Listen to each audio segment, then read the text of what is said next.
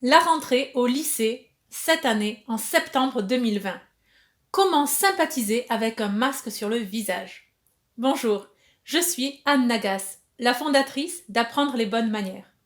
Dans cette vidéo, je m'adresse aux lycéens. Bien sûr, si vous êtes étudiant ou professionnel, vous pouvez également puiser dans cette vidéo des connaissances, des idées, des astuces, bien entendu. Mais je m'adresse spécifiquement aux lycéens. Pourquoi? Parce que j'ai une très grande pensée, plus qu'une pensée, je pense beaucoup à la condition des lycéens en cette rentrée septembre 2020. Et aller dans un nouvel établissement, se faire de nouveaux amis, changer de classe, euh, tout cela avec un masque, avec donc la moitié du visage couvert, avec des normes sanitaires, de la distanciation sociale. Donc il faut être au moins à 1 mètre les uns des autres, avec un masque qui étouffe nos voix, et presque on n'entend pas ce que l'autre dit, on ne s'entend pas soi-même. Bon, on n'a pas le visage, on n'a pas le sourire, on n'a pas ces expressions faciales qui nous servent. On peut même plus s'échanger un stylo, une feuille, un classeur, un agenda, un livre. Chuchoter en classe pour demander à quelle page il faut ouvrir le livre, on ne peut plus parce qu'on n'entend plus le chuchotement. Bref, je me doute que pour les lycéens, cette rentrée sera très difficile et je soupçonne même que ça va faire une vague de, peut-être pas de solitaire, mais en tout cas une cassure au niveau des générations, donc cette génération particulière qui va être... On va voir quels sont les effets. Au bout de 10 mois, d'une année, on va voir les effets. J'espère qu'ils seront bons tout de même, que ce retour à la solitude est du bon. Donc on sera moins dans ce côté troupe, groupe, clan, euh, se déplacer en masse, mais que chaque adolescent puisse trouver son intégrité, son intelligence, sa personnalité propre, et moins cet effet de groupe. Mais bon, on verra ce que ça donne. Toujours est-il que maintenant, en septembre, comment sympathiser? Il ne s'agit pas d'avoir des amis pour la vie. Peut-être que certains de vos amis lycéens vont rester vos amis encore pendant 10, 20, 30, 50 ans. Oui, mais peut-être que non. Et il s'agit simplement d'avoir une bonne entente cordiale avec les membres de votre classe. C'est une volonté légitime. Alors comment faire? Très concrètement, il ne reste que des palliatifs. On n'a pas les 3 quarts du visage, on ne peut pas non plus parler trop fort, enfin il faut parler fort mais la voix est étouffée. Également distanciation sociale, il faut être placé à 1 mètre les uns des autres. Bon bref, toute cette camaraderie implicite est très difficile. Donc comment faire? Le sourire des yeux. C'est un palliatif, c'est un sourire, le sourire des yeux qui doit être, on va dire, peut-être renforcé par le vrai sourire, même s'il est caché, masqué, voilé derrière le masque.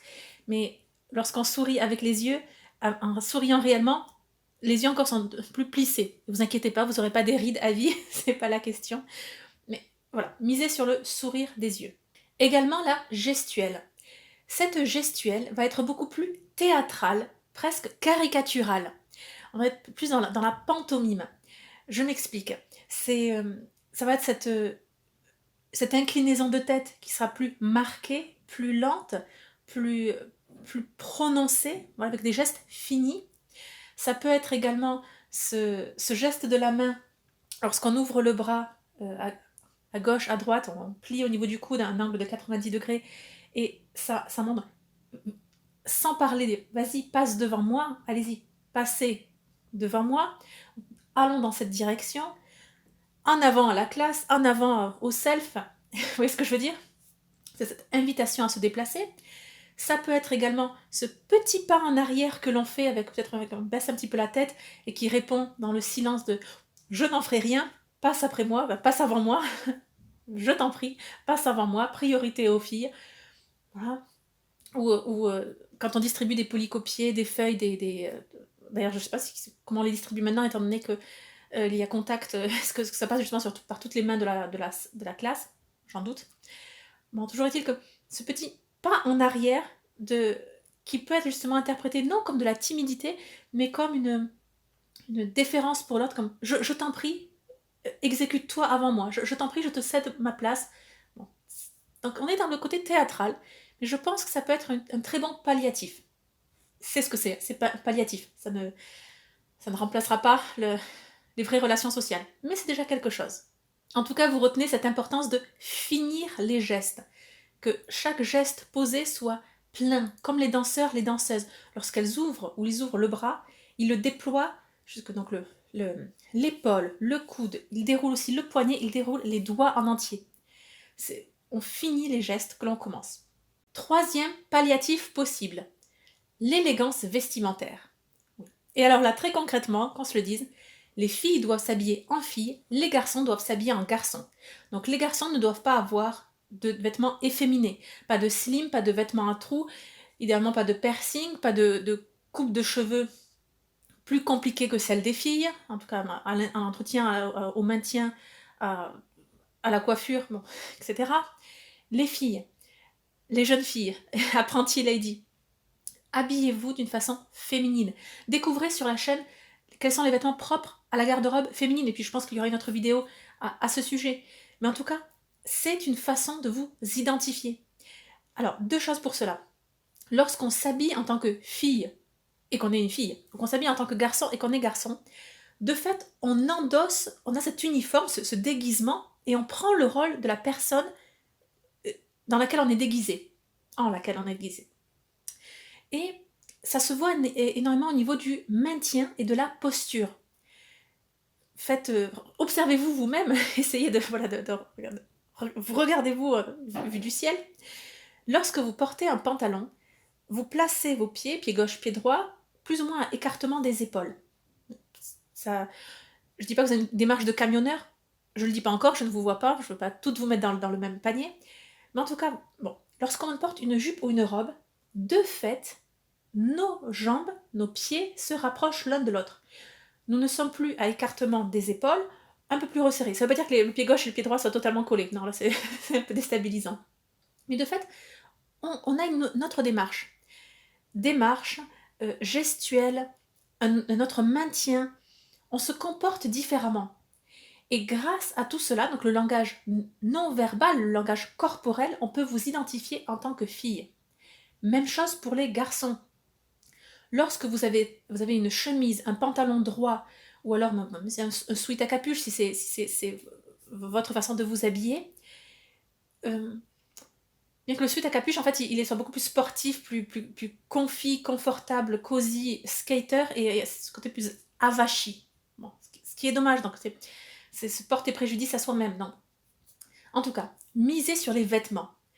Je vous le dis pour l'anecdote, tous les jours, lorsque je passe dans la rue avec la voiture, je passe à côté, je suis le quartier des lycées, et donc je vois à la sortie du lycée des dizaines et des dizaines de jeunes. Et alors maintenant, à Bayonne, il faut impérativement avoir le masque maintenant. En journée, enfin bon, peu importe. En journée, tout le temps. Il faut porter le masque. Et les lycéens s'exécutent, bien sûr. Ils portent le masque dans la rue. Bon. Et là, peut-être pas la majorité, mais facilement un tiers des jeunes, je ne sais pas si j'ai devant moi une jeune fille ou un jeune homme. C'est grave à ce point-là, pour un tiers d'une génération.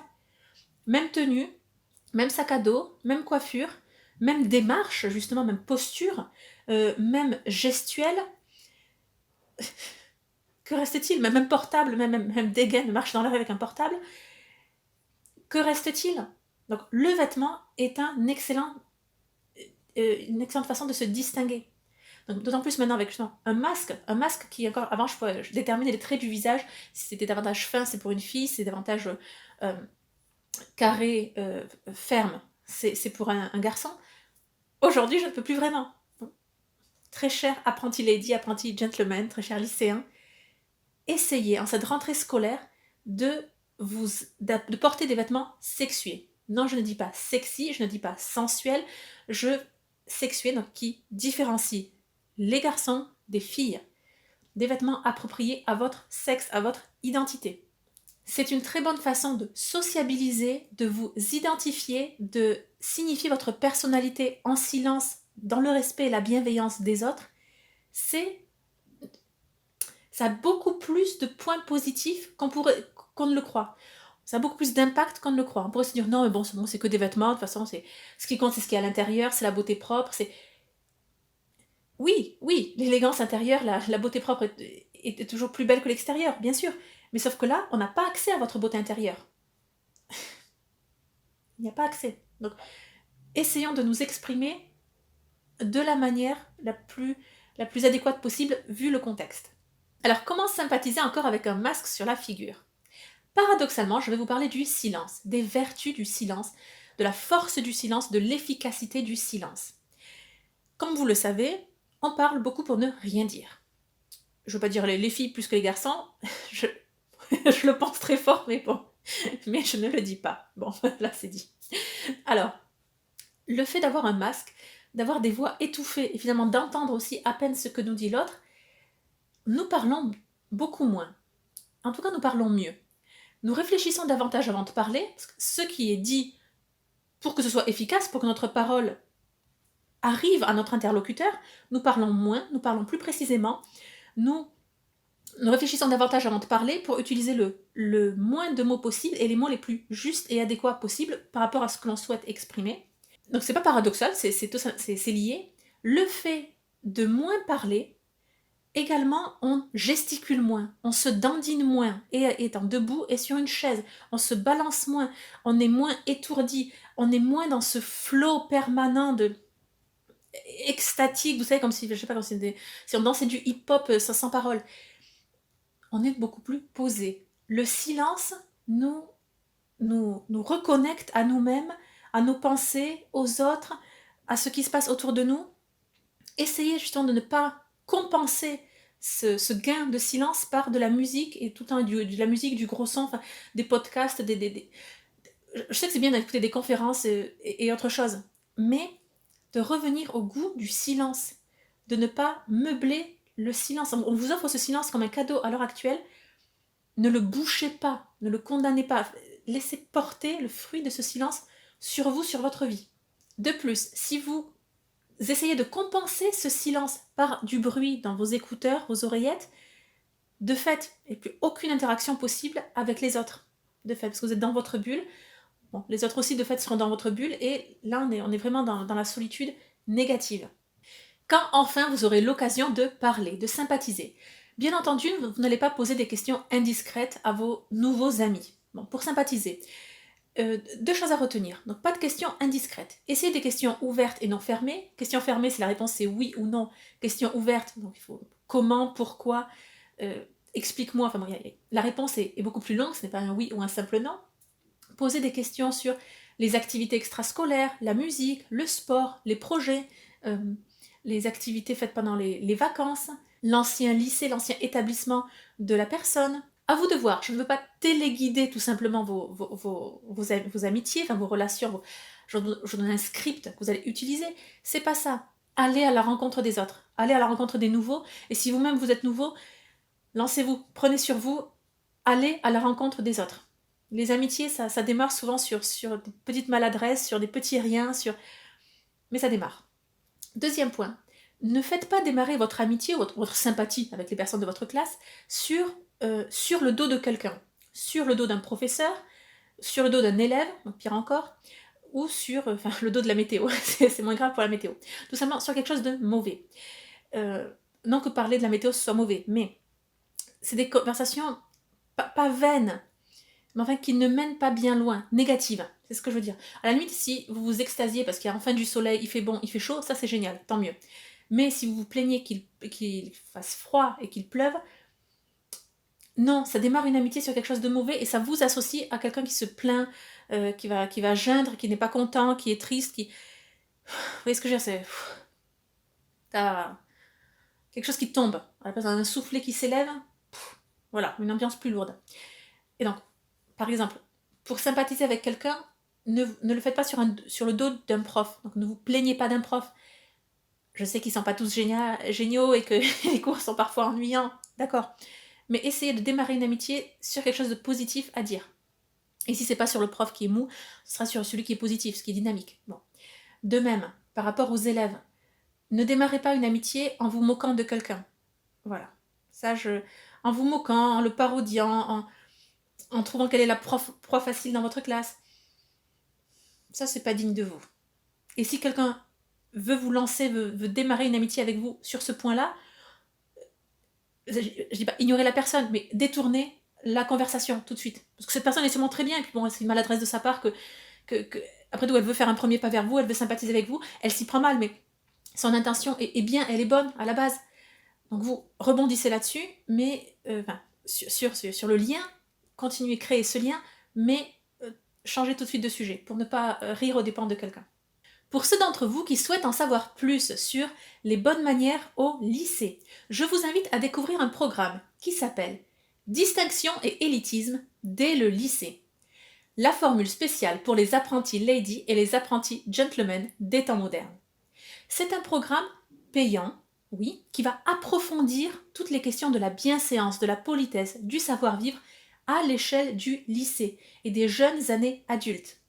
Le programme est exclusivement réservé aux lycéens qui souhaitent se distinguer par la bienséance.